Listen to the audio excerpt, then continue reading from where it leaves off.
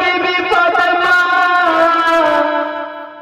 কেন তুমি কান্না করো রে মা?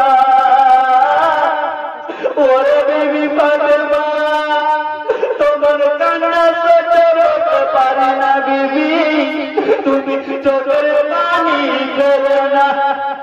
বলতে আছে স্বামী গো, আমি যে কথাটা বলছি না আমার কথাটা একবার শুনেন না গো স্বামী। বিবি আমার পুড়ে গেছে গো স্বামী, আজকে আমি দুনিয়া ছেড়ে চলে যাবো। যেমন এই কথা শোনাবো নিজের বিবির কথা যেমন শুনেছে রে বাবা হযরত আলী যেন চোখের পানি নষ্ট করে যেন বাবা গড়িয়ে গড়িয়ে কান্না করবে গো।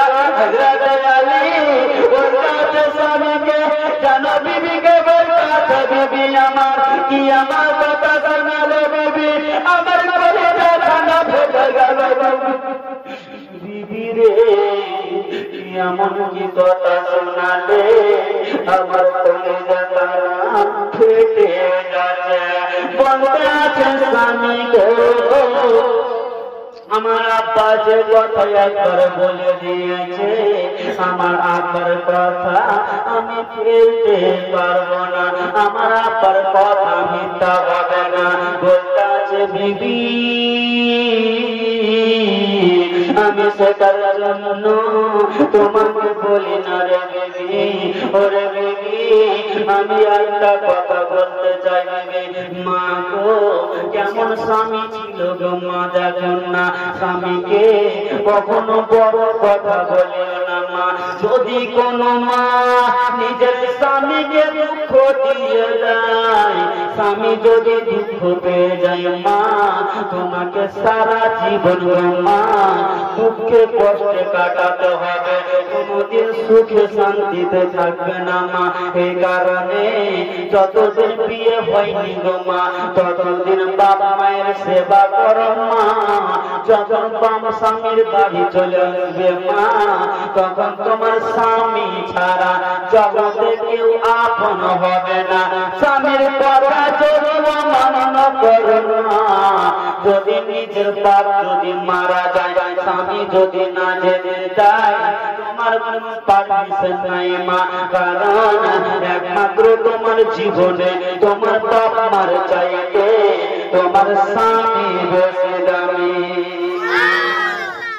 মা তোমার স্বামী বেশি দামি।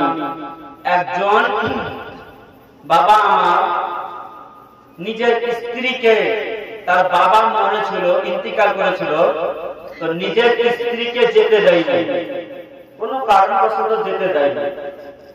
তার স্ত্রী যায়নি, স্বপ্নের মাধ্যমে দেখাচ্ছে মা রে মা আজকে তুমি আমাকে দেখতে আসনি মা, আল্লাহ তাআলা আমাকে জান্নাত নসিব করেছে। জোরে বলুন সুবহানাল্লাহ। মা কারণটা কি জানো? তুমি যদি স্বামীর অমান্য করে যদি আমাকে দেখতে আসতে আমি জান্নাতে যেতে পারতাম না। তুমি তোমার স্বামীর কথা শুনে আসনি মা, তোমার স্বামীর কথা মেনেছো তাই আমাকে আজকে জান্নাতে দিয়েছে। জোরে বলো সুবহানাল্লাহ। তাই ভাই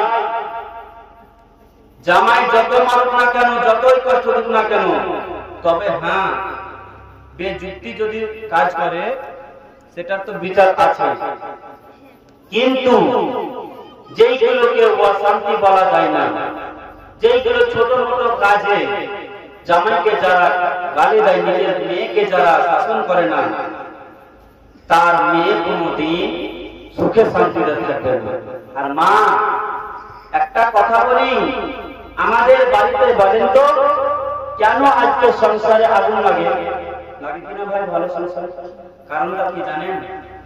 নিজের মা যদি অন্যের মেয়েকে যদি নিজের মেয়ের মতন মেনে নিত ওই বাড়িতে কখনো ঝামেলা লাগতো না। জোরে বলুন সুবহানাল্লাহ। আর অপর মেয়েরা যদি নিজের শাশুড়িকে যদি নিজের মায়ের মতো মেনে নিত ওই বাড়িতে কখনো ঝামেলা লাগতো না। কারণ একটু আপনাদেরকে বলি, ধরে নেন আপনার বাড়িতে আপনার ছেলের বিয়ে দিয়েছে, বিয়ে দেওয়ার পরে আপনার বাড়িতে আপনার মেয়ে আছে, দেখবেন ওই মেয়েটা যদি আপনার মেয়েটা কোনো কারণবশত যদি 1 ঘন্টা ঘুমিয়ে থাকে, কত বললাম, কত, 1 ঘন্টা যদি ঘুমিয়ে থাকে, এমন এমন মা আছে, এমন এমন বাপ আছে বলে এই বর্তমান শরীরটা ভালো নাই রে বেটা, এই কারণে ঘুমিয়ে গেছি, বলে না ভাই, বলে। যখন দেখবেন পরের মেয়েকে নিয়ে এসে যদি 2 মিনিট যদি ঘরে চলে যায় আর একটু আরাম করে, বাপ শুরু হয়ে গেল, তোমাদের বয়সে আমি এরকম করেছি, ওরকম করেছি, আর একটু কথা ঘুমিয়ে যাচ্ছে, হয় না, হয়। এই যে অশান্তি একটা হয়, যদি ওই শাশুড়িটা যদি নিজের মেয়েকে যেমন করে কথা বলে, বউটাকে যদি বলতো, ওই বউয়ের বুদ্ধিতে, ওই বউয়ের ব্রেনে তখন বলতো আমার শাশুড়ি আমাকে ভালোবাসে, তাই আমার শাশুড়ি আমাকে কখনো গাল দিবে না, আমার শাশুড়িকে আমি ভালোবাসবো বলে বলেছি। আর এখন তো এর মতো হয় না, কেমন করে সংসারে শান্তি থাকবে? ভাই মা অপর মেয়েটাকে যখন নিয়েছো, যুবক ভাইদেরকে বলবো, যখন মা বাপ একটু যখন বকাবকি করবে, ওই মাকে বড় কথা বলিও না, তবে একটা উত্তর দিও, মা গো আজকে ওই মেয়েটাকে তুমি গালি দিচ্ছ না, ওই মেয়েটাকে তুমি বকা দিচ্ছ না, মা আমাকে যখন জন্ম দিয়েছো, মা আমাকে জন্ম দেওয়ার পরে ও মা আমাকে মা ডাকা শোনার জন্য তুমি 1 বছর নয়, 2 বছর নয়, 3 বছর অপেক্ষা করেছো মা, যে আমার ছেলে কখন আমাকে মা বলে ডাকবে, কিন্তু মা এটা তুমি খেয়াল করে দেখেছো, বিয়ে দেওয়ার পরে সঙ্গে সঙ্গে এসে তোমাকে মা বলেছে, ধরে বলেছে মা। ওই মেয়েটাকে দুঃখ দিও না, তার বাপ মাকে ছেড়ে এসে আমার ঘরে আছে মা, ওই মেয়েকে দুঃখ দিও না। ভাই আমাদের সংসার যদি এই মতো হয়ে চলে, কোনদিন আমার সংসারে অশান্তি চলবে না। মহব্বতে বলেন সুবহানাল্লাহ। বেরাদার বেরাদার জানো চলো বাবা গো, মা বাবা মা স্বামীকে বলতে স্বামী গো, একটা কথা বলবো গো স্বামী, বলতে বিবি আমার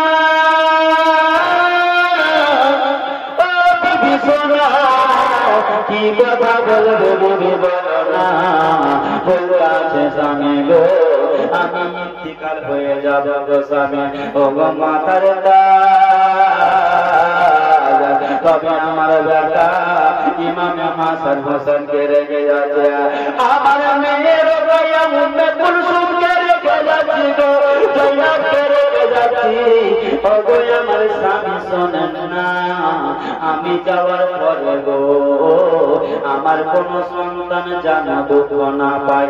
আর একটা কথা, আমার সঙ্গে যেদিন বিয়ে হয়েছিল আপনাকে আমার আব্বা যেন বলেছিল, আগে রে যতদিন পর্যন্ত আমার মেয়ে থাকবে, আগে অন্য মেয়েকে বিয়ে করবে না, আলে অন্য মেয়েকে বিয়ে করবে না আলে। কিন্তু আমি বলে গেলাম স্বামী, আজকে আমি চলে যাচ্ছি স্বামী গো, আজকে আমি যাওয়ার পরে স্বামী আপনার যদি ইচ্ছা হয় তবে আপনি বিয়ে করে নিন গো স্বামী, কিন্তু একটা কথা স্বামী, আমার ছেলেদেরকে যেন দুঃখ দিয়ে না, আমার ছেলেদেরকে দুঃখ দিয়ে না। কথা চলছে গো স্বামী স্ত্রীতে কথা চলছে, এইদিকে ইমামে হাসান এইদিকে ইমামে হোসেন এসে হাজির হয়ে গেল, বলে মা ও মা আমরা সহ্য করতে পারি না মা, বাবা গো মাগরিবের আযান হয়ে গেল, বাবা সবাই কাছে আসে, এইদিকে সবাই যেন কান্না করছে, ইমামে হাসান হাসান বলছেন মা আমি কেমন করে সহ্য করব মা, ও গো মা জননী মা আমরা সহ্য করতে পারবো না মা, মা গো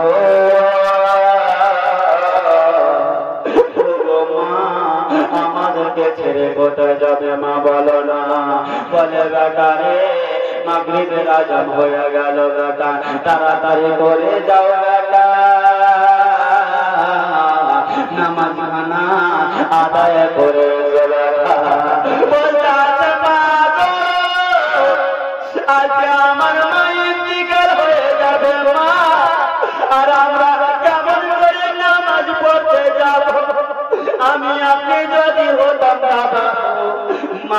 বাপকে ছেড়ে যেতাম না, মা বাপ আমাদেরকে যেতে দিত না। কেমন ইমামে হোসেন, কেমন ইমামে হাসান গো, মা ফাতেমা বলেছিল বেটারে, ওরে বেটা ইমামে হোসেন আমার কোনদিন নামাজ কাজা নাই রে বেটা, তোমারও যেন লাল কালি না পরে বেটা, জীবনে তোমারও নামাজ কাজা নাই রে বেটা। ওরে আমার লাল শোনো না, আজকে যদি নামাজ পড়তে না দাও বেটা, তবে লালে রে তোমার মায়ের মুখ যদি না দেখো বেটা, তবে তোমার মায়ের মুখখানা যদি কাজা হয়ে যায় বেটা, হাসরের ময়দানে দিন বেটা দেখে তুমি আদায় করে নেবে বেটা। কিন্তু লালে রে নামাজ যদি কাজা হয়ে যায়, তবে লালে রে নামাজ আদায় হবে না। যাও বেটা, বেরাদার জন্য সন্তান যাচ্ছে বাবা, আর যেতে যেতে দোনো সন্তান বাবা গো আপনার জন্য মসজিদে নামাজ পড়তে যাচ্ছে। এইদিকে মা ফাতেমা আপনার গোসল করে করে বিছানায় শুয়ে গেছে বাবা। এইদিকে বাবা মালিক আল মাউদ জানো আল্লাহর হুকুমে চলে এসেছে মা ফাতেমার কাছে গো, জানা বলতাছে ফাতেমা ভিতরে আসতে পারি কিনা বলো না, বলতে আছে কে আছো বলো গো, বলতে আছে আমি মালিক মাউদ এসেছি, তোমার জানখানা কবজ করব। বলে আজরাইল, ও ভাই আজরাইল জানখানা তুমি কবজ করতে পারবে না, আমার জানখানা তুমি কবজ করিও না। আল্লাহকে বলতে আছে রব্বুল আলামিন আজরাইলকে পাঠায়ো না, আজ আমার জানখানা না কবজ করে। বাবা গো আজরাইল ছিল জান কবজ করা, কিন্তু মা ফাতেমাকে গো আমার আপনার জান কবজ করবে আজরাইল ফেরেশতা। এই মা ফাতেমাকে গো, যে মা ফাতেমা বলেছিল আল্লাহ গো আমার শরীর ছাড়া, আল্লাহ আমার চরিত্র ছাড়া গো, আল্লাহ আমার ব্যবহার ক্যারেক্টার ছাড়া, আল্লাহ তুমি ছাড়া কেউ জানে না। আর আমার স্বামী তো আমাকে স্পর্শ করেছে, তাছাড়া কেউ স্পর্শ করেনি। আমার মা, আমার আব্বা আমার শরীর সম্পর্কে তাছাড়া কেউ জানে না। আল্লাহ আমি চাই না আমার শরীরে আজরাইল কাজ করো, আল্লাহ গো আমি চাই না। বাবা গো কোনো কিতাবে লেখা হয়েছে বাবা গো হযরতে আজরাইল ফেরেশতা জান কবজ করেছে, আবার কোন কিতাবে দেখলাম গো আমার আল্লাহ তাআলা ডাইরেক্ট আমার মা ফাতেমার জান কবজ করেছে। জোরে আছে এমন ব্যক্তি আছে দুনিয়াতে? মা আছে খালা, তোমার জানখানা আজরাইল কবজ করবে না, আল্লাহ করবে? করবে কোন থেকে? আমরা পর্দা করি না, পর্দার নামে গোপাল জর্দা আছে না? আপনার এক জায়গাতে চলে গেছি ভাই জালসা করতে, আর এই মতন জালসা হচ্ছে বাড়ি পাশা জানলা আছে, চলে জানলা আছে এই মতন ঢেকে নিয়েছে, আর মধ্যে আমার শ্বশুর একদম জেলেছে কত পর্দা করে, 500 টাকা দিলে বলছে আমার শ্বশুরের নামে 500 টাকা দিলে মানুষের দোয়া করে দেবে। এরা তার দোয়া তো করলাম, একদম দোয়া করে জলসা করে ভোরে যখন গাড়ি ধরবো যাচ্ছি, আরে বাপরে মুরগা লড়াই রে, চুলের ঝুঁটি ধরে। আমি বলছি ভাই কে রে? ওই যে ওটা ধূর পাগলা, ওটা বলে কি চিনতে পারবো? বল কে? মুনি সাহেব যে মুখ খেয়ে বলছিল না আমার শ্বশুরের না 500 টাকা, ওটা ও জালসা শুনতে যাইতে যে পর্দা আর দিনের বেলা গোপাল জর্দা, হ্যাঁ হয়ে গেছে। মা এমন পর্দা করো মা, গোপাল জর্দা হয়ে না, না হলে পানি মধ্যে খেয়ে নিবে। হ্যাঁ বাবা গো বাগান লাগিয়েছে, বাগানের হেফাজত করি, পরে ছাগলে এসে যেন মুখে না খেয়ে। বুঝলে বুঝ কথা, না বুঝলে তেজ কথা। বুঝলেন তো? পর্দা এমন করে করো মা। আজকাল মায়ের দাম আছে। একটা আটানাওয়ালা চকলেট নিতে যাবেন, দেখবেন আটানাওয়ালাতে চকলেটে পর্দা করা আছে না? চকলেটের ক্যারিটা যদি ছিঁড়ে তবু ছিঁড়তে পারবে না সব করে। মায়ের পর্দা কেমন দেখেন না, ওই আটানারও দাম আছে কিছু কিছু মা। তাই সময় থাকতে সচেতন হয়ে যান, কারণ পর্দা যদি না করেন মা, দুনিয়াতে তোমার এই দুনিয়াতে তুমি হয়তো সুখীতে আছো, আখিরাতে কি করবে মা? আখিরাতে তোমার শাস্তি হবে মা। তুমি কি করবে? সেই কবরে বড় বড় সাপ বিচ্ছু আপনাকে দর্শন করতে থাকবে, কামড়াতে থাকবে, আর সঙ্গে কিছু যাবে না। বেরাদার, আমাদেরকে বুঝার তৌফিক দান করো। বেরাদার দোস্ত বন্ধুগণ আমার, এইদিকে মা ফাতেমা জোহরা দুনিয়া থেকে বিদায় নিল বাবা। সকলে বলুন ইন্না লিল্লাহি ওয়া ইন্না ইলাইহি রাজিউন।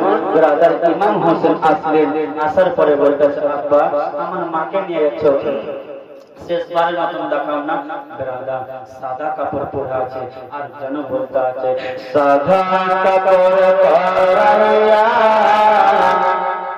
খাটরাইয়া কর সোরাইয়া কই যাইতেছ লইয়া গ্রামবাসী কি দারা মায়ের দেখে নয়ন ভরা মায়ের দেখি গ্রামবাসী কি দারা মায়ের দেখে সাদা কাপড় পরাইয়া কাটরাইয়া কর সোনাইয়া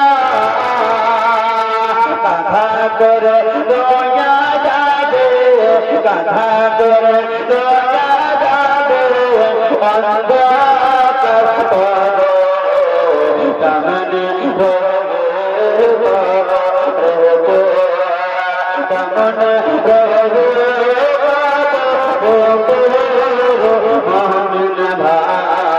কামনে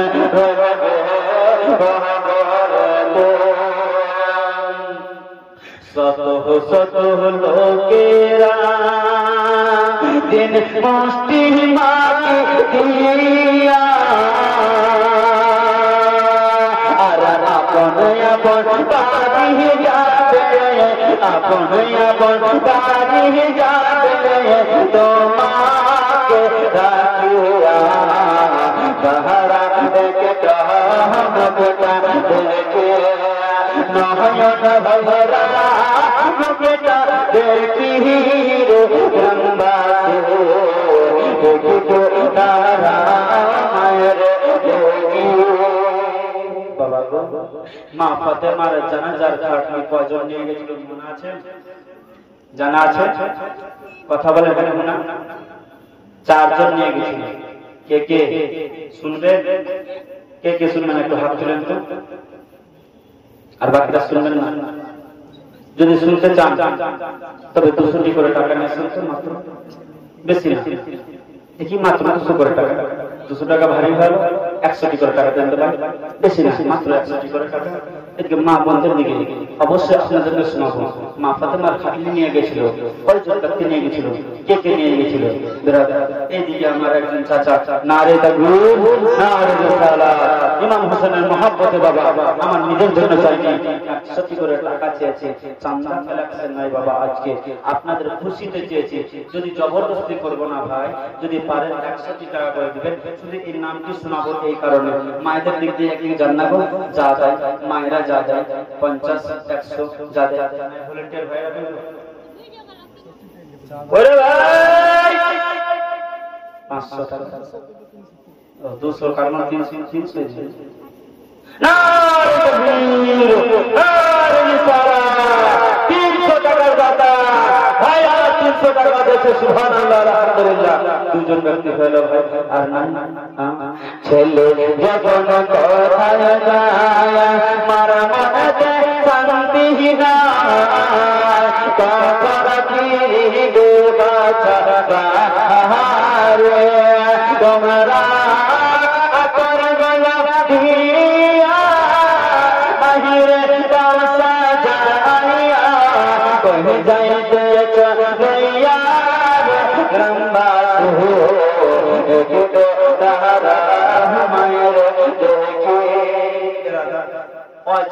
আগাবো ভাই, আরো এখন অনেক ওয়াজ রয়েছে ভাই, তাই খুশি মনে চেয়েছি, জবরদস্তি করি না ভাই। আসেন না গো, মাত্র 100 টাকা করে। এদিকে মায়েদের দিকে জান না, কেউ জান না গো, দিবে গো কেউ না, চাদরওয়ালা কেউ না। সুবহানাল্লাহ, 100 টাকা দিয়েছে, নিয়ে যান ভাই আমার, কেউ নিয়ে যান। সুবহানাল্লাহ, তাকবীর, নারে সালাত। আরেকজন ভাই আমার 100 টাকা দিয়েছে। সুবহানাল্লাহ, আলহামদুলিল্লাহ। ইমাম হোসেনের মহাব্বত, ওই মামা হাসান তারো ভরা জাগে ভরা রাগা ভরা করে, আর না সখিনা করে আছো ভরার পাহাড়, কত বড় ভজানিয়া বা হৃদয় মানে না। নারে তাকবীর, নারে সালাত। এদিকে ভাই আমার শুরু করে দিচ্ছে। সুবহানাল্লাহ, আলহামদুলিল্লাহ। ভাই উঠে যাই না ভাই, আজ আগে বাড়াবো, দান তুলবো না ভাই, চান্দাকে রাখছেন করবো না। খুশি মনে চেয়েছি, মাত্র 2 মিনিট ভাই, খুশি মনে দিবেন, কেউ উঠে যাবেন না। এইদিকে নারে তাকবীর, নারে সালাত। এদিকে একজন দিচ্ছে, এদিকে একজন ধরে। সুবহানাল্লাহ, দুজন নাকি 200 টাকা দিলে একজন, নারে তাকবীর, নারে সালাত। বোন আমার 200 টাকা দিয়েছে। সুবহানাল্লাহ, আলহামদুলিল্লাহ। এই যে ছোট্ট বেটায় আমার চলেছে, আলহামদুলিল্লাহ, সুবহানাল্লাহ। নারে তাকবীর, নারে সালাত। আল্লাহ গো, যতগুলো নাম দিয়েছে আল্লাহ, সমস্ত বারকত তুমি কবুল করো। ব্রাদার দোস্ত বন্ধুগণ আমার, এই দিকে যেন চলে আসছে ভাই আমার, তাড়াতাড়ি করে 2 মিনিট সময় নিয়েছি ভাই, তারপরে আমি ওয়াজের দিকে বাড়বো। ব্রাদার দোস্ত বন্ধুগণ আমার, এই যে মা ফাতেমা জোহরা জিন্দেগির মতন ব্রাদার বিদায় নিলেন, আবার বিদায় নিয়ে এবার ইমাম হাসান হোসেন বড় হয়ে ব্রাদার দোস্ত বন্ধুগণ আমার, এই দিকে ইমাম হাসান, ইমাম হোসেন বাবা 8 থেকে 9 বছরের হইল। আর ইমাম হাসান হোসেনের আব্বা জানের নাম হযরতে আলী রাদিয়াল্লাহু তাআলা আনহু। ব্রাদার এই দিয়ে চাচা আমার 100 টাকা, নারে তাকবীর, নারে সালাত। 100 টাকা দাদা। সুবহানাল্লাহ, সুবহানাল্লাহ। আল্লাহ যে আসানে দান করছে আল্লাহ গো, সে আসানে তুমি কবুল করে নাও। ব্রাদার একজন তো চলেছে ভাই, আর 2 দিনে ধরে গেছে, 4 লম্বা হয়েছে। আরে কে দিবে তোরে তার হবে বাবা বাড়ি, যদি বেগরি তার হবে বাবা বাড়ি, স্বামী গেছে বাইরে গাড়ি। আরে দিকে বিবি বলছে আছে পাকা বাড়ি যদি হয়ে যায় তবে পাকা বাড়িতে থাকবো। স্বামী যতটি বাড়িতে টাকা ছিল গো, অতটি টাকা দিয়েছে। আই যেমন পক্ষী ভাবটা দিয়েছে তো দিয়েছে, আরো নিব বলতে গিয়েছে, যদি গোটা গোটা তার হবে লাল গাটা। এই বলছে লাল গাটা যার হতো মেপে করতে শুনতে হবে নাকি বলে, এই ভাবছে 5 কোটা যদি চাইল দিয়ে দিই আমার যদি 2 দিনের বেটা হয়, মাইক ফেট করতে শুনতে হবে। এই দিয়েছে 5-6 কোটা করে চাইল দিয়েছে। বেরাদার দান আপনারা যদি করেন বাবা, দান কখনো আপনার ভয় হবে না, লস হবে না। এই দান আপনার জান্নাতে দিবে। যাই হোক যেমন যাদের ইচ্ছা আছে দিবে, খুশি মনে, জবরদস্তি করব না। বেরাদার দোস্ত বন্ধুগণ আমার, আজ আগে বাড়াচ্ছি, একবার দরুদ পাক পড়ুন সবাই মিলে।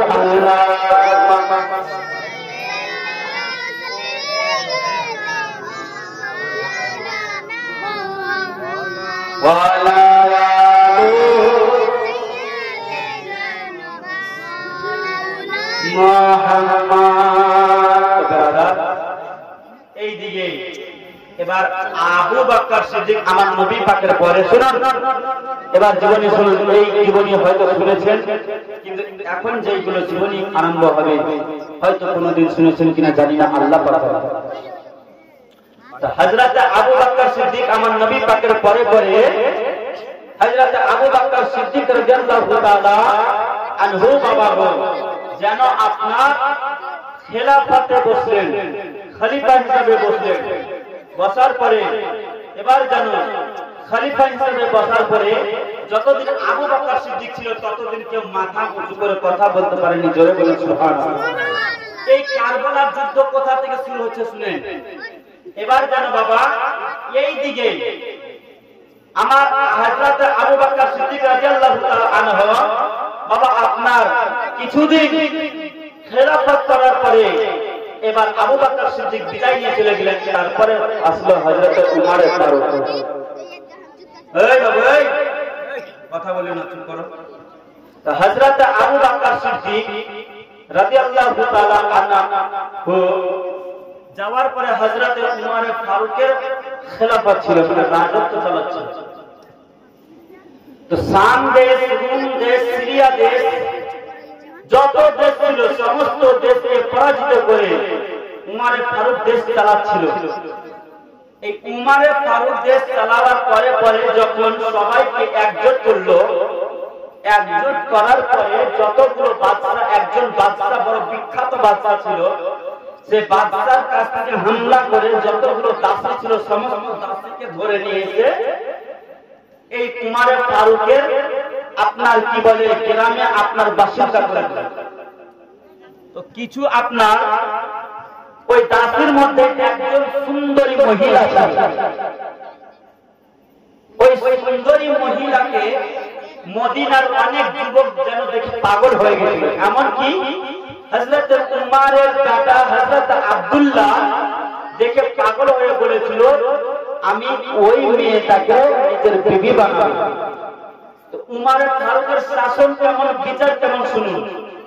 হযরত উমর ফারুক বলেছিল, বেটা শুনো, তোমার বাপ বাদশা হতে পারে, তোমার আব্বা খলিফা হতে পারে, তোমার আব্বা রাজাও হতে পারে, কিন্তু ওই সুন্দরী মহিলা ওই বাদশার প্রতি কাউরের হক নাই, শুধু একজনেরই হক আছে, সেটা হচ্ছে আমার নবীর নাতি হচ্ছে ইমাম হোসেনের হক। মেয়েটার নাম কি? মেয়েটার নাম হচ্ছে শাহরবানু। জোরে বলে এই শাহরবানু ইমাম হোসেনের সঙ্গে থেকে নিয়ে কারবালা পর্যন্ত সাথ দিল। এই শাহরবানুর সঙ্গে ইমাম হোসেনের বিয়ে হলো। বাবা এই কারবালার কাহিনী শুরু হবে ইনশাআল্লাহ। তবে এই দিকে উমর ফারুক রাজত্ব করার পর তার একটা জালালি ছিল। হযরত উমর ফারুক কে দেখলেই কিন্তু সবাই কাঁপতো না ভাই। ওই উমর ফারুক যে রাস্তা দিয়ে যেত শয়তান পর্যন্ত 40 দিন হাঁটতো। হিসাব করেন যে উমর ফারুকের নাম যদি আপনার কথা যদি ভয় লাগে, ডর লাগে, একবার শুনে বলবেন ইয়া উমর ফারুক, জোরে বলো সুবহানাল্লাহ। একবার উমর ফারুক বলবেন, ভয় যে কোথায় আছে পালিয়ে যাবে। কোন জিনিস যদি উঠাতে শক্তি লাগে, একবার শুধু ইয়া আলী বলবেন। কি বলবে? ইয়া আলী বলবেন, দেখবেন আপনার শক্তি অটোমেটিক পাওয়ার বেড়ে গেছে। তো বেরাদার উমর ফারুকের জালালি এত ছিল, তাকে দেখে সবাই ভয় পেত। তো আমার নবীর একটু শুনেন, আমি এইগুলো দিক ঘেরছি এই কারণে বলছি। এতক্ষণ প্রথমে দিক ঘিরেছিলাম, এবার এদিকে কুফা শহরে ঢুকবার জন্য দিক ঘিরতে হচ্ছে ভাই। তো এই দিকে উমর ফারুক ইন্তিকাল করার পরে খেলাফতে বসলো খলিফাতুল মুসলিমিন হযরত উসমান গনি জিন্নুরাইন রাদিয়াল্লাহু তাআলা আনহু মাহাব্বতুল সুবহান। তৃতীয় নম্বর খলিফা, তিনি রাজা হয়ে বাদশা হয়ে সিংহাসনে বসলেন, কিন্তু তাদের মতন তিনি রাগালি ছিল না, তিনি একজন শান্ত ছিলেন। তো আমার নবী আসার আগে এই কুরাইশ বংশে, এই নবীর বংশের মধ্যে আরব শহরের দুটা বংশ ছিল, দুটা খানদান ছিল। কি কি শুনেছেন আপনারা? শুনেছেন? হ্যাঁ বলবেন, টাকা চাইবে না, ভয় করবে না। হ্যাঁ বলবেন। জীবনী তো অনেক শুনেছেন, জীবনী বক্তব্য অনেক নিয়েছেন, শুনেছেন। দুটা খানদান, একটা হচ্ছে উমাইয়া খানদান আর একটা হচ্ছে কুরাইশি খানদান। কি? একটা হচ্ছে উমাইয়া খানদান, একটা হচ্ছে কুরাইশি খানদান। আপনার কুরাইশি আর উমাইয়া এরা দুটো ভাই ছিল। কি ছিল? জোরুয়া, যাকে জোরা বলে। তো জোরা ভাই পিঠে পিঠ লাগিয়েছিল। ভালো করে খেয়াল দিয়ে শুনবেন। জোরা ভাই পিঠে পিঠ লাগিয়েছিল। তো কুরাইশ বংশের মধ্যে কি করা হলো, তাদেরকে দুজনকে আলাদা করে দুজনের নাম রাখা হলো। আর সেখান থেকে বস্ত্র ব্যবহার করে সেখান থেকে আপনার ঝামেলা সৃষ্টি হয়েছে। ভাই এইদিকে একজনের নাম রাখলো কুরাইশ, আর একজনের নাম রাখলো উমাইয়া। কি না? এই উমাইয়া আর কুরাইশ মনে রাখবেন। তো উমাইয়া বংশের দিক থেকে মনে রাখেন, পরে কিন্তু কাজে লাগবে। উমাইয়া বংশের লোক হচ্ছে হযরতে উসমানে গানি জিন্নুরাইন, মুহাম্মদ সুবহানাল্লাহ। তিনি হচ্ছে আমার নবী পাকের মেজো জামাই। আর হযরতে আলী হচ্ছে কুরাইশ বংশে, মানে আমার নবীর বংশে। তো হযরতে আলী হচ্ছে ছোট জামাই। তো প্রথম দুজন খলিফা, আর বাকি থাকে কয়জন? চারজন সাহাবী না, বিশিষ্ট চারজন সাহাবী খেলাফত পেয়েছে না। দুজন তো পেয়ে গেছে, কে? আবু বকর সিদ্দিক, উমর ফারুক, উসমানে গানি, হযরতে আলী। আবু বকর সিদ্দিক চলে গেছে, উমর ফারুক চলে গেছে, তৃতীয় নম্বর কে আছে? উসমানে গানি জিন্নুরাইন। তো এই জিন্নুরাইন হচ্ছে আপনার উমাইয়া খানদানের লোক। তো বেরাদার, তাদের বংশতে আপনার উমাইয়া খানদান থেকে, কুরাইশ খানদান থেকে হাসওয়া লাঠি এইগুলো মারপিট লেগেই থাকতো। আমার নবী যেই দিন আসলেন সেই দিন সব শান্তি হয়ে গেল। জোরে বলে সুবহানাল্লাহ। এমনও হলো যে মনে হয় যে এই খানদানে আর কোনোদিন এই বংশতে দুগ্ন বংশ থেকে আর ঝামেলা লাগবে। কিন্তু ভাই, কে জানে যে কখন ঝামেলা আবার হয়ে যাবে। এই উসমানে গানি আপনার চেয়ারে বসলো, আর এইদিকে আপনার কারবালার মেন যুদ্ধে লাগানোর ঘটনা হচ্ছে, ঝামেলা বাড়ানো হচ্ছে। তার নাম হচ্ছে মারওয়ান। কি বললাম? মারওয়ান। এজিদ না, মনে থাকবে তো ভাই? সামনে বছর তো মনে থাকবে তো? লিখে থাকেন। এমন বক্তা পাবেন না হয়তো, আশা করি জীবনী বক্তা, কিন্তু আজকে সব রকম আপনাদেরকে বলবো, খুব কম পাবেন। ওই মারওয়ান থেকে আপনার ঝামেলা সৃষ্টি হচ্ছে। কেমন? তো আপনার হযরতে জিন্নুরাইন বাদশা, কে? বাদশা। আর ওই বাদশার মধ্যে প্রধানমন্ত্রী, মুখ্যমন্ত্রী হচ্ছেন মারওয়ান। এবার ওই মারওয়ান কিন্তু দাঙ্গা লাগাচ্ছে, মানে মানুষকে শাসন ভালোভাবে চালায় না। এইদিকে আপনার অবজেকশন জানাচ্ছে। তো মেন হচ্ছে তিনটা লোক। ব্রাদার, একবার দুরূদ পাঠ করুন, জীবনী স্টার্ট হবে। আল্লাহুম্মা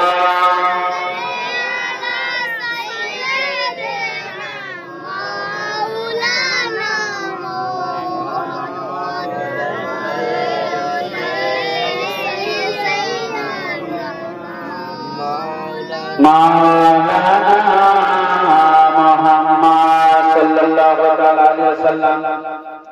তিনটা লোকের নাম বললাম। এই তিনটাই লোক হচ্ছে মেন লিডার, ঝামেলা সৃষ্টি করে। একজনের নাম হচ্ছে মারওয়ান, একজনের নাম হচ্ছে আব্দুল্লাহ ইবনে সারহা, আর একজনের নাম হচ্ছে আব্দুল্লাহ ইবনে সাবা। এই মারওয়ানের যখন খবরটা প্রধানমন্ত্রী রাজার কাছে পৌঁছে দিলেন, উসমানে গানি ভাবে যে ওই মারওয়ানকে চেয়ার থেকে, সিংহাসন থেকে পাতাল করা হলো। সবাই অবজেকশন জানাচ্ছে। কি অবজেকশন জানাচ্ছে? বলছে আমাদের খলিফাতুল মুসলিমিন, আমাদের রাজা শোনেন না, ওই মারওয়ান যেন আমাদের ভিতরে অশান্তি সৃষ্টি করেছে, আমাদের কথা কোনো শুনছে না, তিনি যেটাই পাচ্ছে সেটাই করছে গো, তিনি আমাদের উপরে অত্যাচার করছেন। বেরাদার দিকে যেন বাবা গো আপনার উসমানে গানি জিন্নুরাইন যেন দেখে পাঠালে একজনকে, জানান বাবা হচ্ছে আপনার কি বলে আব্দুল্লাহ বিন আবু বকর। আব্দুল্লাহ বিন আবু বকর, আবু বকরের ছেলে আব্দুল্লাহকে ডাক দিল, ও আবু বকরের ছেলে শোনা গো, বাবা কেমন করে ঝামেলা সৃষ্টি হচ্ছে, বেরাদার বিষ কেন পান করা হচ্ছে। আপনারা শুনেছেন বাবা গো ইমামে হাসান হোসেন থেকে জীবনী করে ডাইরেক্ট আপনারা বিষ পান শুনেছেন কিনা? ডাইরেক্ট ইমাম হাসান আপনার যেন মদিনা ছেড়ে চলে যাচ্ছে। কিন্তু বাবা জীবনী যদি শুনতে হয়, যদি বুঝতে না পারেন গো, জীবনী শুনে লাভ নাই বাবা। এইদিকে উসমানে গানি যেন বাবা থেকে ডাক দিল, আব্দুল্লাহ রে, তোমাকে আমি একটা রাজত্বে পাঠাচ্ছি, তুমি ওই রাজত্ব চালাবা আর যেন সবাইকে শাসন করবা। বেরাদার এইদিকে যেন বাবা উসমানে গানি পাঠাচ্ছে গো, ঘোড়া নিয়ে যেন যেতে যেতে, আর এইদিকে আব্দুল্লাহ বিন সাজানো আপনার কি বলে সাহাবা বাবা ঘোড়া নিয়ে ধুলা উড়িয়ে আর একটা রাস্তা দিয়ে ঢুকে গেল। বেরাদার আবু বকরের ছেলে যেন দেখতে আছে, এই রাস্তা দিয়ে আমার যাওয়ার কথা, কিন্তু আর কেন ঢুকে গেল? বন্ধুরে, আবু বকরের ছেলে কেন দাঁড় করিয়ে দিল গো? ওগো শোনো শোনো, তুমি কোথায় যাবে বলো? তোমার নাম কি বলো না গো বলো। মারওয়ানের লোককে বাবা ঠিক করা হয়েছে যেন আবু বকরের ছেলে যেন এই জায়গাতে না আসতে পারে। যদি এই জায়গাতে আসে তবে আমাদের রাজত্ব চলবে না। আব্দুল্লাহ ইবনে সারহা যেমন বাবা বলে কথা বাবা, ওই সারা বাবা গো আপনার যেন জায়গাতে গিয়ে হাজির, আর আবু বকরের সঙ্গে দেখা হলো। যেমনই দেখা হয়েছে, বুঝে কোথায় যাবা? বলতে আছে আমি যাব, এই তোমাদেরকে এই রাস্তা দিয়ে আমার দলবল নিয়ে যাব আর তোমাদেরকে ঘেরাও করে মারবো। আমাদেরকে মারবে মানে?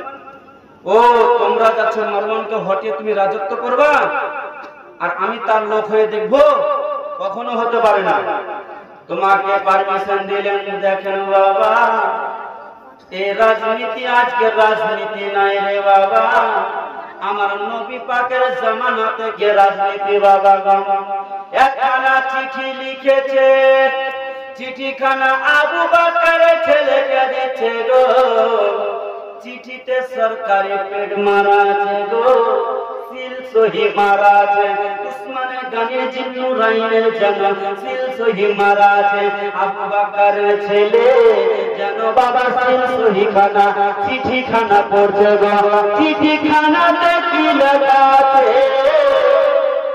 চিঠিখানাতে এটাই লেখা আছে গো, আবু বকরের ছেলে যখনই দলবল নিয়ে গো মদিনাতে ঢুকিবে, আপনার মদিনাতে জামানে ঢুকবে, এইদিকে আব্দুল্লাহ ইবনে সারহা নিজের দলবলকে নিয়ে ওই আবু বকরের ছেলেকে মেরে দিবে। উসমানে গানি জিন্নুরাইন আমাকে পাঠালো, আবার এইদিকে আব্দুল্লাহ ইবনে সারহা পাঠালো আমাকে মারার জন্য। দেখেন ভাই কেমন করে ঝামেলা লাগছে, বুঝেন এই কারবালাতে কেমন করে ঝামেলা সৃষ্টি হচ্ছে। আর মারওয়ান কিন্তু বলে চুরি করে নিয়েছে ওই সিল সহিটা সরকারি, আর লেখাটা হচ্ছে মারওয়ানের, আর সিল সহি জামানি বসে দিয়েছে। তো বলছে এটা তো সরকারি সিল সহি, সহি বিশ্বাস করবে কেন ভাই? বিশ্বাস তো করবে। ব্যাপার তো খারাপ। উসমানে গানি মনে হয় আমাকে মারার জন্য পাঠিয়েছে ওই আবু বকরের ছেলে গো, আর আগে না বেরে বাবা ওই মুলকে শাম থেকে যেন আপনার বাবা ফিরে চলে আসলো। আলীকে ডাক দেয়, আলী একটা কথা শোনাবো। আলী বেরিয়ে আসলো, আলী বেরিয়ে এসে বলতার বাবা কি কথা বলবো, উসমানে গানি আমাকে বাচ্চা করে পাঠিয়েছিল আর আমি যাচ্ছিলাম, আবার উসমানে গানি অন্যজনকে পাঠিয়ে আমাদেরকে মারার জন্য করে বলছে আমি বিশ্বাস করি না, বলতে বিশ্বাস করো না। এই যখন চিঠি খান নিয়ে গেছে, চিঠি খানে কি লাগাছে আলী জামানে দেখেছেন সঙ্গে সঙ্গে দেখে হযরত আলী যেন বাবা ওয়াফাত হয়ে গেল। আল্লাহ উসমানে গানি কেন এমন কাজ করলো? সমস্ত দরবারকে নিয়ে বাবা আপনার জানা বেরিয়ে গেল উসমানে গানি আমাদের মালিক কত মুসলিমিন শুনুন না, আপনাকে একটা কথা বলতে চাই। বলো ভাই বলো আলী, বলতে আছে শোনো গো, তুমি আবু বকরের ছেলেকে আর তুমি আব্দুল্লাহকে যেন পাঠাচ্ছিল ওই মুলকে সামের দিকে, ওই মারওয়ানকে হটিয়ে এই যেন আবু বকরের ছেলেকে রাজত্ব বসাতে চেয়েছিলেন। কিন্তু আবার আপনি কেন তাকে মারার জন্য আব্দুল্লাহ ইবনে সারাকে কেন আপনি পাঠালেন? আমি এমন কাজ করিনি। বলে তোমার কথা কিভাবে শুনবো? চিঠিটা দেখো, চিঠিটার ভিতরে কি আছে? চিঠিটা দেখতে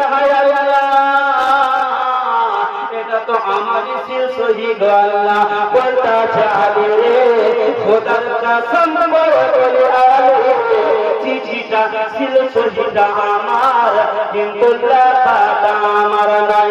আলী বলতে আছে শোনো, তবে তদন্ত করে দেখো না, তবে খোঁজ খবর লাগিয়ে দেখো না কে এমন কাজ করলো। বলতে আছে শোনো গো, খোঁজ খবর লাগিয়ে দেখলো ওই চিঠিখানা গো বাবা যেন আপনার মারওয়ান লেগেছে। আর মারওয়ান লেগে ওই উসমানে গানি জিন্নুরাইনে সিলসুইকে চুরি করে নকল করে গো আপনার সিলসুই মেরে যাবে। আব্দুল্লাহ ইবনে সারাকে আপনার মারার জন্য পাঠাবে।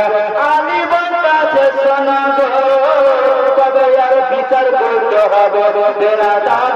এইদিকে বাবা গো জানো ঝামেলা থামে না, কারণ এইদিকে ঝামেলা থামে না। এর কারণে বাবা বলতে আছে আবু বকরের ছেলে হযরত আলী হচ্ছে কুরাইশ বংশ বাবা, আর উসমানে গনি জিন্নুরাইন হচ্ছে উমাইয়া বংশ। বেরাদার এরা ভাবতে আছে আলীর দিকে দোষ ফেলে দিল গো। এই দুশমনেরা ভাবতে আছে জানো গো আলী রাজত্ব পাওয়ার জন্য সম্পূর্ণ মারার হাত উসমানে গানিকে আলী রয়েছে, সম্পূর্ণ হাত হযরত আলীর রয়েছে।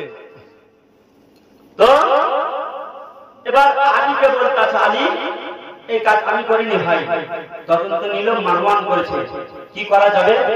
বেরাদার এবার যেন ভাই দোনো আপনার যেন উসমানে গানি জিন্নুরাইন বলতে আছে, তাহলে আপনার কি বলে মারওয়ানকে তাহলে খোঁজ করাবো। কিভাবে খোঁজ করবে বাবা? এই কথা চলছে, দাঙ্গা চলছে গো, আর দুশমনের দলটা মজবুত আরো হয়ে গেল। উসমানে গানিকে মারার জন্য গো, উসমানে গানিকে শহীদ করার জন্য গো বাবা যেন আপনার বাবা গো চতুর সাইডে যেন দুশমন ঘুরে গো। এইদিকে আমি বলতে শোনো রে, এইদিকে পাহারা দিয়ে দাও যেন উসমানে গানিকে হেফাজতে রাখে, উসমানে গানিকে যেন মারতে না পারে। কিন্তু আবু বকরের ছেলে বাবা যেন মাথায় একটা কাজ করে না, এত বড় কাজ করতে পারে আমাকে মারার জন্য এইদিকে লোক পাঠিয়েছে। বেরাদার এত রকম করে বোঝাই গো, কিন্তু ওই আবু বকরের ছেলে বোঝে না। বেরাদার দোস্ত বন্ধুগণ আমার এইদিকে যেন পাহারা দিচ্ছে গো, কিন্তু গেটে কাকে রাখবে? নিজের বেটাকে হযরত আলী যেন নিজের জন্য নওয়াসাকে ডাকেছে। ও বেটা ইমাম হোসেন, ও বেটা ইমাম হাসান শোনো রে, তোমাদেরকে একটা কথা বলবো, একটা কথা বলবো রে বাবা। বলতে চাও কি কথা বলে না গো আব্বা? কিসের জন্য ডাকলেন আব্বা? বেটা তোমার যে আমাদের খলিফাতুল মুসলিমিন আছে তাকে মারার জন্য কত রকম চক্রান্ত করছে। বেটা তোমরা তাদের গেটমান থাকো। বেরাদার এই গেটমান থাকতে বললে ভাই, আর এই দিকে আব্দুল্লাহ বিন আবু বকরের ছেলে বাড়ির পাশে পাঁচিল দিয়ে চেপে উসমানে গানি জিন্নুরাইন কুরআন পড়তেছিল বাবা, আর এইদিকে হাসনাইন কারিমাইন দোনো ভাই যেন পাহারা দিতে আছে ভাই। আর তাদেরকে দেখে কোনো ব্যক্তি ঢুকতে পারে না, জোরে বলেন সুবহানাল্লাহ। কিন্তু বাড়ির পাশ দিয়ে ঢুকে বাবা আর উসমানে গানির দাড়ি মোবারককে ধরে নিল। ওরে উসমানে গানি রে, আমি জানতাম না যে তুমি আমার সঙ্গে গাদ্দারি করবে। উসমানে গানি বলতে আছে, ওরে আবু বকরের ছেলে, তোমার আব্বা যদি আজকে বেঁচে থাকতো আমার সঙ্গে যেমন ব্যবহার করেছো, তোমার আব্বা তোমাকে ছাড়তো না। বেরাদার আবু বকরের ছেলে বাবা গো, কথাটা শুনে গো যেন ছেড়ে দিল। আর এইদিকে বাবা যেন তার সঙ্গে দুইজন লোক ছিল। আবু বকরের ছেলে যদি একটু শান্ত হলো গো, তারা দুজন শান্ত হলো না। বাবা তীর নিয়ে বাবা গো হযরতে আলীকে মারতে লাগিল। আর তলোয়ার বের করে গো ওই উসমানে গানি জিন্নারাইনকে শহীদ করে দিল। সকলে বলো ইন্না লিল্লাহি ওয়া ইন্না ইলাইহি রাজিউন। উসমানে গানিকে শহীদ করলো। বাড়ির ভিতরে কেউ নাই, তার স্ত্রী যেন ছিল বাবা, তার স্ত্রী তো মারতে মারতে গিয়ে তাদের উপরে বন্ধা জেগে আছো গো, আমার লোকে আছো, তাড়াতাড়ি করে আসো গো। বলতে আছে কি হয়েছে বলো না, বলতে আছে তোমাদের যে খলিফা, তোমাদের যে খেলাফত বাদশাহ রয়েছে গো, উসমানে গানি আর দুনিয়াতে না। আলী কোথায় আছো আলী? আলী যখন ধর মারতে মারতে আসলো, কে মারলি রে? আমার নবীর সাহাবা মারলি রে, আমার নবীর সাহাবাকে তোরা কেন মারলি? আমার নবীর সাহাবাকে মারলি গো। হযরতে আলী তোর মারতে মারতে এসে গো বাবা নিজের জন্য সন্তানকে গল্প থাকে রে, ছেড়ে দেবো নাকি? ছেড়ে দেবো। একটু বসো, বসো বেটা, একটু বসো, কথা বলে না, শুনো, শুনতে পাবে না এইগুলো জীবনে শুনো। বলতে আছে আলী ভাই, বলতে আছে কে আমার নবীর সাহাবীকে মারলি রে? একবার আমার সামনে আয়, একবার আমার সামনে আয়। হযরতে আলী বাবা তুমি মারতে মারতে এসে কোনো দিকে না গিয়ে দোনো বেটাকে ধরে নিল বাবা, নিজের সন্তানকে ধরে বাবা একটা চামাটা মারলো, ইমামে হাসানকে একটা চামাটা মারলো, ইমামে হোসেনকে একটা ঘুষি মারলো। বলতে আছে শোনো রে, তোমরা কেমন করে তোমরা থাকতে রে, কেমন করে আমিরুল মুমিনিন উসমানে গানি জিন্নারাইনকে খলিফাতুল মুসলিমিনকে কেমন করে শহীদ করলো।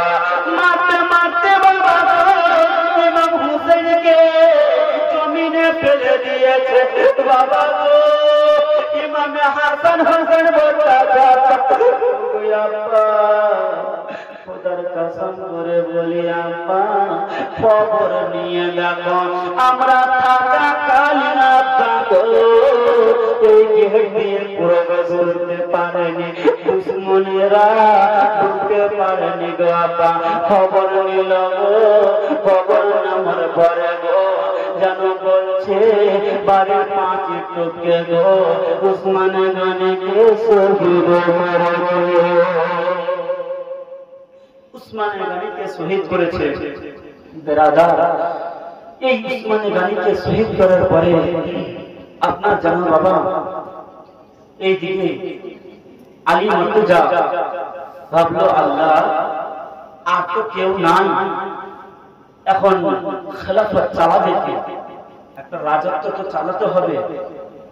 তো সাহাবারা বলতে আছে ও গো হযরত আলী আর তো কেউ নাই, তো আপনি খেলাফতে বসে যান। ধরে বলেছেন এইদিকে দুশ্মনেরা ভাবছে আলী যদি খেলাফতে বসে যায় আমরা একটা বলার সুযোগ পাবো। কি যে আলী খেলাফতে বসবার জন্য উসমানের গনিকে মেরে ফেলেছে। আলী ভাবতে আছে ভাই, সাহাবাদেরকে বলতে আছে ভাই আমি বসবো না। কেন? এখন যদি আমি বসে যাই তবে ভাই ওই আপনার কি বলে ওই তারা দুশ্মনেরা ভাববে যে উসমানের গনিকে মেরে ফেলেছে, এই কারণে হযরত আলী গদিতে বসার কারণ না ভাই আমি বসবো। সাহাবারা বলতে আছে আলী, ও ভাই আলী কে কি করলো জানি না, কে কি বলবে জানি না, আপনি যেন খেলাফতে বসে যান। আলী খেলাফতে বসলো আর এইদিকে দাঙ্গা শুরু হয়ে গেল। কি দাঙ্গা? দুশ্মনেরা গিয়ে হযরত আয়েশা সিদ্দিকা রাদিয়াল্লাহু তাআলা আনহাকে গিয়ে বলতে আছে ওগো আমাদের মা। আর আয়েশা ছিল উমাইয়া বংশধর। আর এইদিকে হযরত আলী বসেছে। আপনাকে যদি ভুল পাঠ করে তো ভুল করবেন কিনা? এইদিকে দুশ্মনেরা গিয়ে বলছে ওগো মা, হযরত আলী যে এতদিন হয়ে গেল গদিতে যে বসলে, উসমানের গনিকে যে জিন্নুর আইনকে যে মারা হলো তার এখন পর্যন্ত খুনিকে ধরা হয়নি, আমরা এর বিচার চাই। বেরাদার এই চলতে থাকে ভাই, আজকের জীবনী এখানে শেষ করেছে। কি বলে? হ্যাঁ শেষ করে নাকি আরো আগাবো? হ্যাঁ আরো শুনবেন, আরো শুনবেন। সুবহানাল্লাহ, হাত উঠে বলুন তো ইয়া রাসূলুল্লাহ। যারা যারা শুনবেন বলেন ইয়া রাসূলুল্লাহ। একবার জোরে বলুন ইয়া রাসূলুল্লাহ।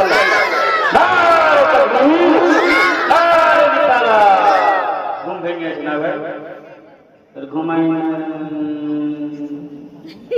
জালসা শুনলে সে ঘুমেন না, কারণ যদি শুনেন মুল্লি সাহেব বলবে সুদ খাওয়া হারাম, তো সকালে বিবিদ বলবে মেরে দুধ খাওয়া হারাম, গরু গাইছে খেলা।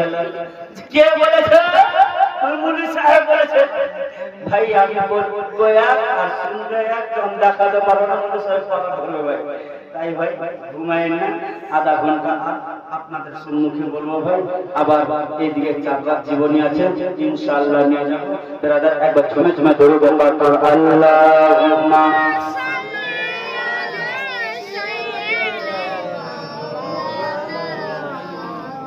ওয়া আলা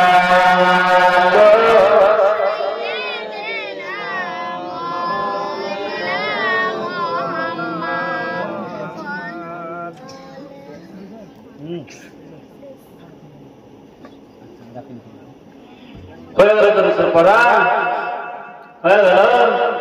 এরকম করলে হবে না।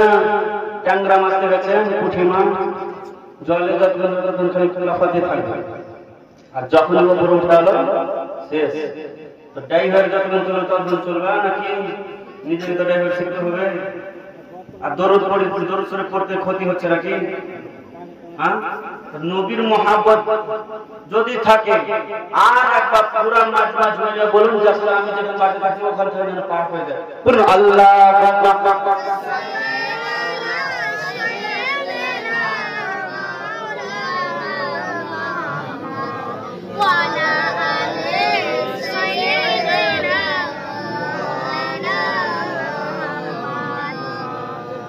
মুহাম্মদ আল্লাহর নবী নূরের নবী আপনি নবী আমার নির্বাণী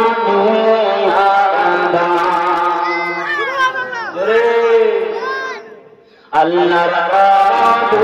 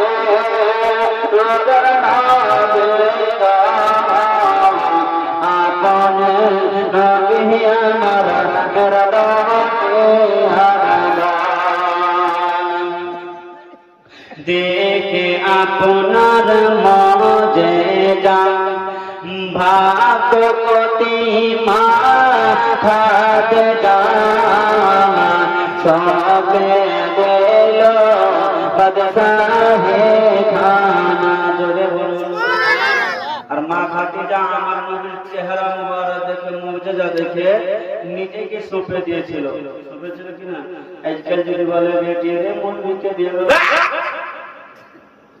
দাড়ি খচ খচ খচ খচ করে বিয়ে করব না দাড়িওয়ালাকে, দাড়িওয়ালাকে তুমি বিয়ে কইরালি রে। যে কাকে বিয়ে করবি? ওই যে আপনি আমি এসে দেখো, আরে বাপ রে, এখানে চশমা, এখানে চশমা, প্যান দু তিন জায়গা ছিঁড়ে গেছে। বলছে শাশুড়ি আমার এটাই পালন করেছে। বলছে শাশুড়ি বলতে আছে বাবা কি নেবা? মা ওইগুলো পেন নিব যেগুলো দু তিন চশমা আছে। তো শাশুড়ি বলছে হ্যাঁ বাবা আমিও ভেবেছি যে ওইগুলো এখন চলছে তো ওইগুলো দিব। হ্যাঁ তো ডিজিটাল যুগ ভাই, হ্যাঁ তো দাড়ির অনেক ফজিলত আছে মা। হ্যাঁ পরে শোনাবো ইনশাআল্লাহ, গজলের দিকে পারবো না। এই ঘটনাটা শুনিয়ে কালকে ইমাম হাসানের বিস্ফোরণ হবে। কালকে ইমাম হাসান মদিনা ছেড়ে যাবে, মক্কা ছেড়ে যাবে, আপনার মদিনা ছেড়ে মক্কাতে যাবে। ব্রাদার আজকে এই ঘটনাটা শুনিয়ে আজকের মতন বিদায় নিব। এবার জোরে বলে বলুন সুবহানাল্লাহ।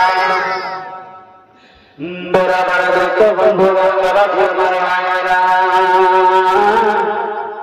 হযরত আলী রাদিয়াল্লাহু তাআলা আনহু এইদিকে বাবা গো আপনার চেয়ারে বসে গেছে গো। আর যেমন চেয়ারে বসেছে চেয়ারে বসতে না ওইদিকে খবর হয়ে গেল। কি খবর হলো? খবরটাই হলো হযরত আলী যেন সিংহাসনে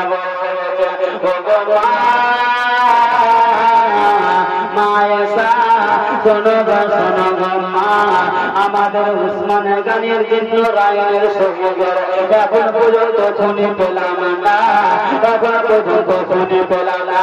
যতক্ষণ পর্যন্ত শুনে না পাবো আন্দোলন করে যাবো।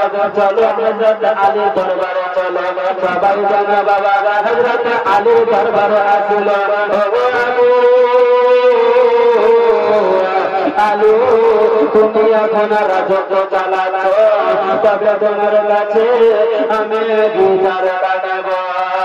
কি বিচার নিব বলো? তোমরা কৃষ্ণনগর এতদিন হয়ে গেল, এতদিন হয়ে গেল, এখন পর্যন্ত কেন আপনারা আপনি কেন এখন পর্যন্ত উসমানে গানের ফোনের কথা কেন নিচ্ছেন না?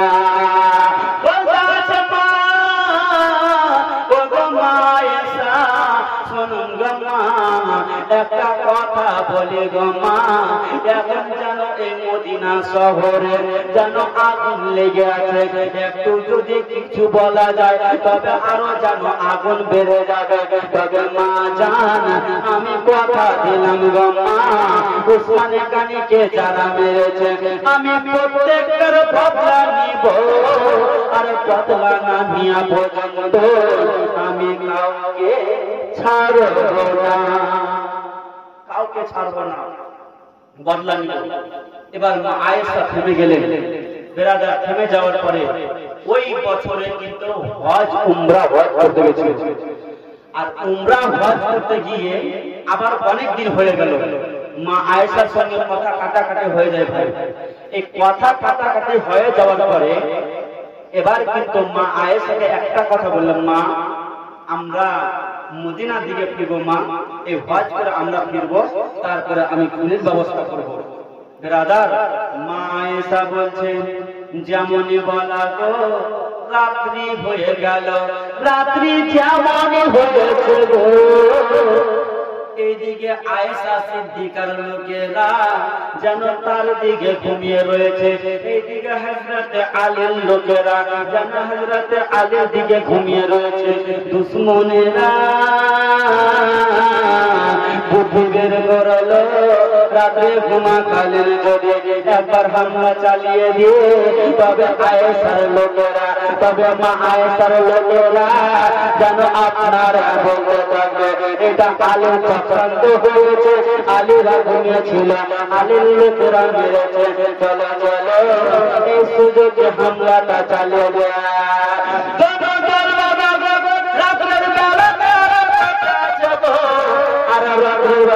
আরাম করতে করতে বাবা দুশমনেরা এসে আয়েশা সিদ্দিকা রাদিয়াল্লাহু তাআলা আনহা যেন বাবা দলের উপরে আক্রমণ করে দিল, যেমন আক্রমণ করেছে। এইদিকে মা আয়েশা যেন দলের লোকেরা কিছু মানল না, তলোয়ার বের করে নিল, শুরু হয়ে গেল যুদ্ধ। যে যুদ্ধের নাম আপনার যেন উটের যুদ্ধ বলা হয়েছে, ওই উটের যুদ্ধে বন্ধুগণ সেই সময় হয়েছিল বাবা যুদ্ধ চলে যায়, যুদ্ধ চলে যায়। হযরতে আলী বলতে চায়, আল্লাহ আমরা এখন কি করলাম, নিজের ভিতরে আমরা যুদ্ধ করতেছি, আল্লাহ গো আয়েশাকে যেন বলতে আছে, মা জান একটু যুদ্ধখানা থামিয়ে দেন, আমরা আমাদের লোকেরা এইগুলো হামলা করেনি, মা আমাদের লোকেরা হামলা করেনি। কিন্তু আয়েশা বাবা শুনতে পায় না, কত লোকের ভিতরে মা আয়েশা উটের উপরে চলে আছে, রাজা বাদশার মতো হুকুম চলছে, এইদিকে যেন দ্বন্দ্ব লেগে আছে, এইদিকে যেন যুদ্ধ চলতে আছে। বাবা গো যুদ্ধ চলতে আছে, আলী ডাক দিয়ে বলতে আছে, কিছু সাহাবাকে ডাক দিয়ে বলতে আছে, সাহাবারে ওরে আমার ভাইরা শোনো শোনো শোনো, এই যুদ্ধ থামবে না, এই যুদ্ধকে যদি থামাতে হয় তবে মা আয়েশার কাছে যেতে হবে, তারপরে যুদ্ধ থামবে। তবে ভাই মা আয়েশার কাছে গিয়ে শুধু দাঁড়িয়ে থাকলে হবে না, যুদ্ধ যদি থামাতে হয় উটের সামনে যে পা দুখানটা রয়েছে, পা দুখানটা কেটে ফেলে দাও, আর যেমনই কেটে ফেলবে গো উট যেন পড়ে যাবে। উট যদি পড়ে যায় তবে আয়েশা সিদ্দিকা লিডার রয়েছে, তাদের লিডার পড়ে যাবে, আর তাদের লিডার যদি পড়ে যায় তবে আমরা তাকে বলার সুযোগ পাবো। জোরে বলুন, তাদের লিডার যদি পড়ে যায় যুদ্ধ তো থামবেই, লিডার বলে দাঁড়িয়ে যাও। বাবা কথা মোতাবেক আপনার যেন কাজ করা হলো। মা আয়েশা বলল, দাঁড়িয়ে যাও তোমরা রে, আমাদেরকে উটের পা কেটে গেছে দেখো রে। এবার আলী বলতে মা জান ভুল হয়ে গেছে মা, ক্ষমা করবেন গো মা, আমি একটা কথা বলার জন্য মা উটের পা দুখানটা কেটেছি, উটের পা দুখানটা কেটেছি। বলতে কি চাও বলো আলী? বলতে মা গো রাতে তোমার দলকে নিয়ে তুমি ঘুমিয়েছিলে, আমার দলকে নিয়ে আমি ঘুমিয়েছিলাম, কিন্তু মা হঠাৎ করে দুশ্মনেরা এসে যেন হামলা চালিয়ে দিয়েছে। কে হামলা চালাচ্ছে খবর নিল, মারওয়ানের লোকেরা হামলা চালিয়েছে। আমার আলী যেন বাবা গো ক্ষমা চাইলো আয়েশার কাছে, আয়েশা সিদ্দিকা যেন আলীর কাছে ক্ষমা প্রার্থী করলো। বেরাদার এই করতে করতে বাবা গো জীবনী আগে বেড়ে যায়। বেরাদার এবার উসমান গানির যেন এখন পর্যন্ত বাবা খুঁজে বের হয় না, বাবা খুনি বের করতে পারে না, কারণ ওই মদিনা শহরে একটার পর একটা যেন বাবা আগুন জ্বলে ওঠে, একটার পর একটা আগুন জ্বলে উঠে। বেরাদার এইদিকে মা আয়েশাকে কথা দিয়ে মা আয়েশা সিদ্দিকা বাড়ি গেল, এইদিকে হযরত আলী বাড়ি গেল। আর ওই কুফা শহরে যার নাম বলেছিল আমার নবী পাকের সাহাবী হযরত আমির মুআবিয়া রাদিয়াল্লাহু তাআলা আনহু, তার কানে গিয়ে খবর চলে গেল যে হযরত আলী রাজত্ব চালাচ্ছে। এখন পর্যন্ত খুনির লোক বের করতে পারল না। বেরাদার যাই হোক বাবা, এই দিকে অনেক লম্বা ঘটনা আছে, অনেক কাউকে ঘুম চলে আসছে, বুঝা যাচ্ছে। হ্যাঁ, এদের আজকে গরমও করেছে ভাই। এইদিকে ছোট্ট করে বলে এখান থেকে হযরত আলী শহীদ হয়ে যাবে ভাই। অনেক লম্বা ঘটনা আছে, সংক্ষিপ্ত করছি ভাই। হ্যাঁ, তো এইদিকে হযরত আলী রাদিয়াল্লাহু তাআলা আনহুর সঙ্গে আমির মুআবিয়ার লড়াই শুরু হয়ে যায়। ভুল বুঝার কারণে এই লড়াই করতে করতে করতে ভাই আমির মুআবিয়া বলতেছে আমার নবীর সাহাবী তাকে কতল করা হলো, আর তুমি এখন রাজত্ব চালাচ্ছ, তুমি কিছু করছো না? বলছে ভাই আমি অনেক কিছু করছি। বেরাদার অনেক কথাবার্তার ফলে হযরত আলীকে কুফা শহরে চতুর্দিকে লোক ঘেরাও করে ওই কুফা শহরে জামে মসজিদে আপনার যেন শহীদ করা হয়েছিল। সকলে বলুন ইন্না লিল্লাহি ওয়া ইন্না ইলাইহি রাজিউন। বেরাদার এবার তারপরে খলিফা আপনার পর একটার পর একটা রাজা বসে, একটার পর একটা রাজা শহীদ হয়। এবারে যেন ইমামে হযরত হাসান খলিফা হিসাবে চেয়ারে বসলো বাবা। আর আজকের জীবনী এই জায়গাতে থাকলো, কালকে আসবেন ইনশাআল্লাহ। কি বলছেন? ঘুম চলে আসছে সবাইকে? ঠিক আছে, ওটাই। আচ্ছা একটা গজল বলে ভাই। হ্যাঁ ইনশাআল্লাহ আজকের মতন বিদায়। যাই হোক অনেকে উঠাউঠি করে গরম আছে, কালকে ইনশাআল্লাহ তাড়াতাড়ি করে আসবেন। কালকে 9টার ভিতরে উঠে যাবো নাকি? তাড়াতাড়ি উঠে যাবো, তাড়াতাড়ি ছেড়ে দেবো নাকি বলেন? তো উঠিয়েন না, শেষ করে দেবো, বসেন না। উঠাউঠি করলে খারাপ লাগে, বসেন। হ্যাঁ দোয়াটা করে যান, শেষ করে এতক্ষণ শুনতে পারলেন, দোয়াটা করতে পারবেন না? একবার দরজা পার করে একটা গজল করে তারপরে আমার বক্তব্য আমি ই করবো। আল্লাহুম্মা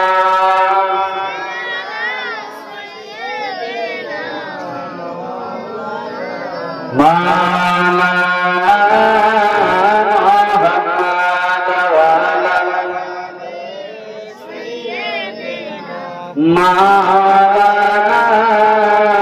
মোহাম্মদ মামেনা তোমার ঘরে কে এসেছে এখন। জোরে হবে, শেষের দিকে 100 পাওয়ারে চলছে। মহব্বত বলো মামেনা তোমার ঘরে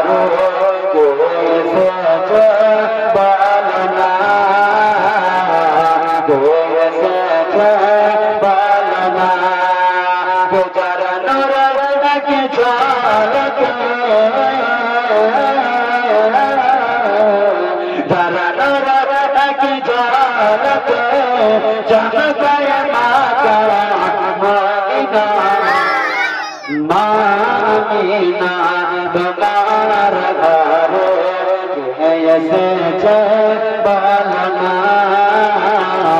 কে এসেছে এসেছে বলনা বারাই হবিওয়ালা আওয়ালে নহবিল মামিনা বারাই হবিওয়ালা আওয়ালে নহবিল মামিনা আর সিজদাতে মাথা রেখে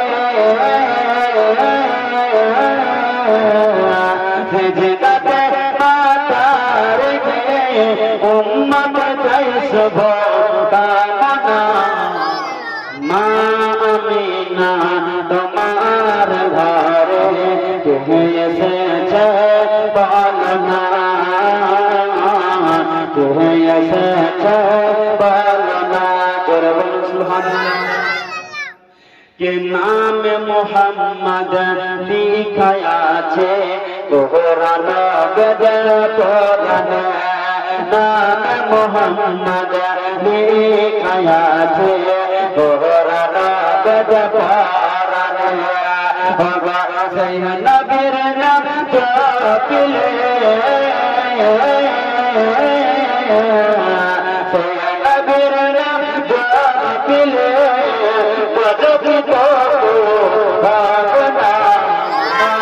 আমিনা তোমার ঘরে কে এসেছে বলনা জোরে বলুন কালকে যারা আসবেন তারা একটা নতুন গজল শুনতে পাবেন যারা আসবেন না শুনতে পাবেন না শুধু ছন্দটা বলছি প্রথম হেডলাইনটা কি বলছি যে ফোন ফোন ফোন ফোন করে মান আছে ফোনে মাঝে জোরে বলুন সুবহানাল্লাহ এই মোবাইলকে নিয়ে কালকে একটা নতুন গজল হবে হ্যাঁ খুব সুন্দর ফোন ফোন ফোন ফোন করে মান আছে ফোনে মাঝে জানে না সে তাকে গলা সাজাবে সে সাজে জানে না সে তাকে গলা সাজাবে সে সাজে রাতের ঘুমকে আরাম করে চ্যাটিং করে যায় অবৈধ কাজে যুগ লিপ্ত হয়ে যায়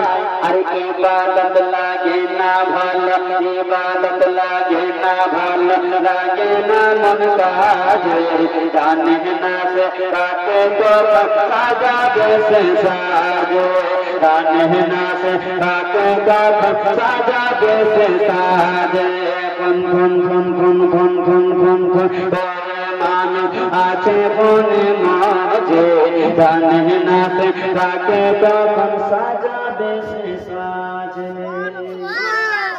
আর এই গজল খুব সুন্দর একদম চ্যাটিং আছে ভাই এখন জালসা শুনতে আসে না ঠান্ডার টাইমে একদম লেভেল করে মুখ ঢেকে দিয়েছে আর একটা আইডি খুলে দিয়েছে ভাই আছে না তরকারির সঙ্গে যেমন তরকারি ফ্রি ফেসবুকের সঙ্গে মেসেঞ্জার ফ্রি আছে না মেসেঞ্জারে দেখেছে একটা সুন্দর ছেলের ছবি আর একটা ছেলে দেখেছে সুন্দর মেয়ের ছবি হাই ফাই লেখা তারপর কালকে বলবো ভাই আপনারা আসবেন এই গজলের দুটা নকল করেছি চক চক চক চক তোমার বাড়ি আজকে যে গো বলবো না এখান থেকে শেষ করলাম যাই হোক ব্রাদার বলার মাধ্যমে যদি কোনো ভুল ত্রুটি হয়ে থাকে ক্ষমা প্রার্থী হ্যাঁ এখান থেকে আমার বক্তব্য দিতে করছি আমা আলাইনা ইল্লাল্লাহ আসসালামু আলাইকুম ওয়া রাহমাতুল্লাহি ওয়া বারাকাতুহু